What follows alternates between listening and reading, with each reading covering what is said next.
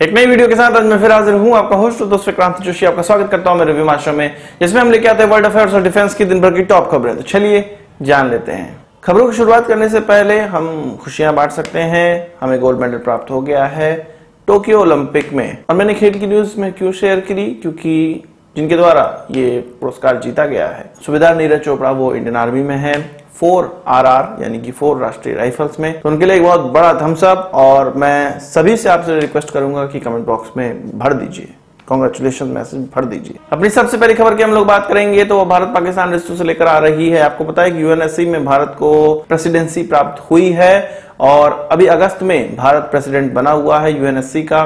और कई चीज पर भारत ने बात की, इनमें जो प्रमुख बात थी वो अफगानिस्तान मुद्दे को लेकर है। इस पर एक मीटिंग भी बुलाई गई। मीटिंग में पाकिस्तान को इनवाइट नहीं किया गया। पाकिस्तान ने एक फॉर्मल लेटर भारत को लिखा, फिर भी पाकिस्तान को इंक्लूड नहीं किया गया। बहुत अच्छी बात की गई है।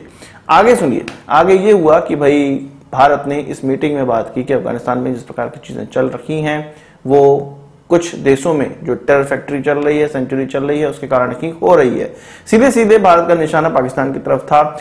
यहां पर अफगानिस्तान के जो राजदूत हैं, जो कि यूएन में राजदूत हैं, उन्होंने भी ये कहा कि फॉरेन फंडेड टेररिस्टों के द्वारा इस प्रकार की चीजें की जा रही है अफगानिस्तान में। भारत ने कहा कि अफगानिस्तान में किसी भी प्रकार की जो हिंसा से प्राप्त की हुई गवर्नमेंट होगी उसको भारत कभी भी नहीं मानेगा। इस पर यूएनएससी के सभी देशों ने ये कहा था कि हाँ भाई ये बात सही है, और यूएनएससी उनको समर्थन नहीं देगा या उनको रिकॉग्नाइज नहीं करेगा जो इस प्रकार की वायलेंस से अगर सरकार प्राप्त करने की बात की जाएगी। तो अफगानिस्तान के राजदूत ने यह भी कहा कि तालिबान के साथ अलकायदा भी जुड़ा हुआ है, तहरीके तालिबान पाकिस्तान भी जुड़ा हुआ, ISIS भी जुड़ा हुआ है। इसके अलावा कई ऐसी आतंकवादी ग्रुप हैं जो कि जुड़े हुए हैं, जैसे कि जैसे मोहम्मद की बात करें, लश्कर ए तोयबा की बात कर ले, इन सभी के लड़ाके लड़ रहे हैं अफगानिस्तान में और हिंसा फैलाए हुए हैं। ये जितने भी हैं ये पाकिस्तान से आ रहे हैं और अफगानिस्तान में हिंसा फैला रहे हैं। सीधे सीधे उन्होंने पाकिस्तान को निशाना अपना बनाया। अब पाकिस्तान को पिनकना था ही। पाकिस्तान ने अपना जो वक्तव्य दिया उसमें यह कहा कि भारत ने ये जो किया है वो गलत किया है और भारत से इस प्रकार की ही आशा लगाई जा सकती थी जब वो प्रेसिडेंट बनेगा यूएनएससी का, तो इसी प्रकार की चीजें की जाएंगी। उन्होंने ये भी कहा कि अफगानिस्तान जो इस प्रकार की चीज कह रहा है कि पाकिस्तान की तरफ से ये सारे आतंकवादी आ रहे हैं, तो उनके लिए बताया गया कि भाई 97% जगहों पे ये जो बॉर्डर है पाकिस्तान और अफगानिस्तान का, वहां पर तारबंदी की जा चुकी है, इसलिए यहां से कोई आ नहीं सकता टेररिस्ट। तो क्या 97% जो बच्चे 3% है, क्या बहुत बड़ा बुलडोजर निकालना है? एक आदमी तो निकालना है, वो तारबंदी के बीच से भी निकल सकता है। एक छोटा सा गेट खोल दो, उसमें से भी निकल सकते हैं लोग। तो उसमें कोई 97% या 100% भी अगर तारबंदी हो जाएगी तो क्या वहां से टेररिस्ट जा नहीं सकते हैं? इस्पिन बोल्डोग जो एरिया है वहां पर सीधे सीधे ढेर सारे तालिबान को ज्वाइन करने के लिए पाकिस्तान से जितने भी आतंकवादी जा रहे हैं, कई फुटेज आई है, कई वीडियोस आई हैं, तो उनके लिए तारबंदी क्या है? तारबंदी कुछ नहीं है, कहीं से भी गेट बना दो वहां से वो चले जाएंगे। तो ये जो फिजूल की बातें हैं वो पाकिस्तान की तरफ से कही गई और भारत को यह कहा गया कि भारत इस प्रकार की चीज गलत कर रहा है और भारत से यही उम्मीद थी। तो भारत ने अच्छा किया, पाकिस्तान को इनवाइट नहीं किया। ये पाकिस्तान उस मीटिंग में पहुंचता और वहां पे भी कश्मीर कश्मीर करने लगता है। ये किसी भी बात को घुमा के कश्मीर पर ले आते हैं। ये अफगानिस्तान की बात हो रही होती तो वहां पर ये कश्मीर घुसेड़ देते। कश्मीर की बात करें तो कश्मीर प्रीमियर लीग स्टार्ट हो गई है। कई लोग, पाकिस्तान के बहुत से लोग, उनके जो जर्नलिस्ट हैं वो ये कह रहे हैं कि ये मकबूजा कश्मीर के लिए है, गुलाम कश्मीर के लिए। भारत के परिप्रेक्ष्य में वो कह रहे हैं कि भाई ये डेडिकेटेड है उनको, ठीक है तो डेडिकेटेड कर दो।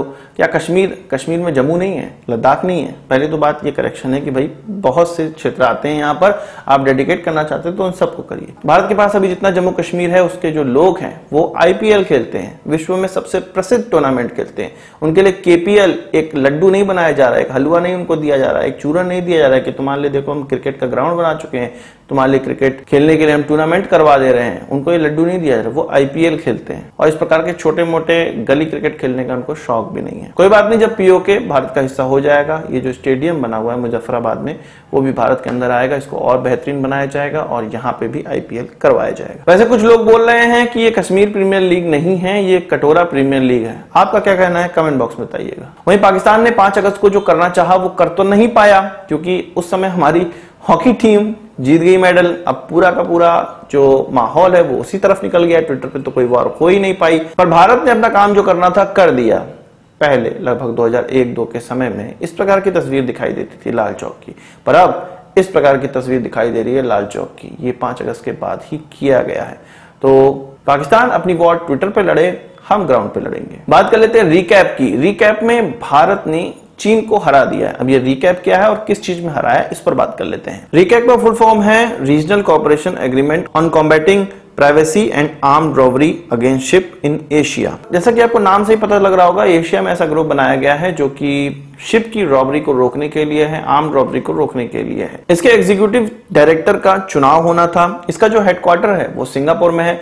इसके लिए जो चुनाव हुआ उसमें 21 देश सदस्य हैं, उन्होंने वोटिंग की, जिसमें से 14 देशों ने भारत के पक्ष में वोटिंग की है और केवल 4 देशों ने चीन के लिए वोटिंग की है। इसमें कहा जा रहा है कि लाओस, थाईलैंड इत्यादि देश शामिल हैं जो कि एक तरह से चीन के टुकड़ों पे पलते हैं, तो उन्होंने ही इनका वोटिंग में साथ दिया है। भारत को इसमें ज्यादा वोटिंग इसलिए मिली है कि वेस्टर्न कंट्रीज भारत के साथ थी। क्वाड कंट्रीज के प्रभुत्व के कारण या क्वाड कंट्रीज के लॉबिंग के कारण भारत को वेस्टर्न कंट्रीज का साथ मिला है। तो अब भारत के इसमें एग्जीक्यूटिव डायरेक्टर बन गए हैं जो कि कोस्ट गार्ड के डायरेक्टर जनरल के नटराजन हैं। हमारे विदेश मंत्री ने इनको कांग्रेचुलेशन भी कहा है, बधाई भी दी है और इसको एक बड़ी जीत माना जा सकता है चीन के खिलाफ, या एकजुटता दिखाई देती है कि चीन के खिलाफ पूरा विश्व एकजुट है और भारत के साथ है। आज की इस वीडियो के लिए बस इतना ही। आशा करता हूं कि वीडियो पसंद आया होगा। आपके पास हमसे जरूर देंगे। इस वीडियो से मुझे सवाल सुझाव कमेंट बॉक्स में जरूर लाइएगा और यदि आपने हमारा चैनल तो सब्सक्राइब नहीं किया है उसे भी कर लीजिए, क्योंकि हम इस प्रकार की वीडियो लाते रहते हैं। नमस्कार, थैंक यू, जय हिंद।